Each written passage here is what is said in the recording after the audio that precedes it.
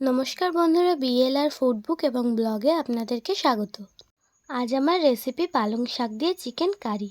গরম কড়াতে দিয়ে দেবো একটু গোটা গরম মশলা, দিয়ে দেবো একটু গোটা জিরে ও একটু তেল। 50 ml মতো তেল দিয়ে দেবো ও তেলের উপরে 2 পিস তেজপাতা কেটে দিয়ে দেবো একটু পেঁয়াজ কুচি। পেঁয়াজটা যতক্ষণে ভাজা হচ্ছে ততক্ষণে আমি একটি অন্য পাত্রে জল বসিয়ে গরম করে নেব। ভাজা পেঁয়াজের উপর দিয়ে দেবো 1 চামচ আদা রসুন বাটা। আদা রসুন বাটাটা দিয়ে ভালো করে কষে নেব। এবারে দিয়ে দেব আগে থেকে কেটে রাখা চিকেনগুলিকে দিয়ে আমি ভালোভাবে কষে নেব। ওদিকে জলটা ফুটে গেছে, তার মধ্যে দিয়ে দেবো 3 থেকে 4 পিস কাঁচা লঙ্কা। গরম জলে দিয়ে দেবো আগে থেকে কেটে ধুয়ে বেঁচে রাখা পালং শাক।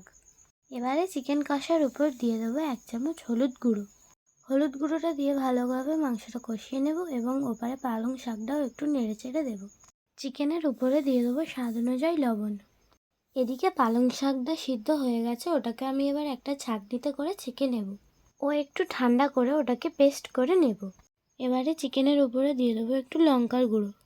একটু ভালো করে নেড়েচেড়ে কষিয়ে নিয়ে দিয়ে দেবো 1/2 চামচ চিনি দেওয়া হয়ে গেলে ভালো করে চিকেনটাকে আবারও একটু কষে নেব। চিকেনটি কষা হয়ে গেছে, এবার আগে থেকে পেস্ট করে রাখা পালং শাকটি ওর মধ্যে আমি দিয়ে দেব। আবারও ভালো করে কষে নেব। বন্ধুরা, পালং শাকটি সিদ্ধ করার সময় অবশ্যই আগে থেকে জলটা ভালো করে ফুটিয়ে নিয়ে তার উপরে পালং শাকটি দেবেন। ফুটন্ত জলে পালং শাকটি দিয়ে সিদ্ধ করলে পালং শাকের কালারটা খুব সুন্দর হবে। কথা বলতে বলতে দিয়ে দিয়েছি 1 চামচ জিরে গুঁড়োটা দিয়ে ভালো করে মিশিয়ে নিয়ে ফুটিয়ে নেব এবং দিয়ে দেবো 1 চামচ মিট মশলাটা দিয়ে কিছুক্ষণ ফুটিয়ে নিতেই তৈরি হয়ে গেছে আজকে আমার পালং শাক দিয়ে চিকেন কারি।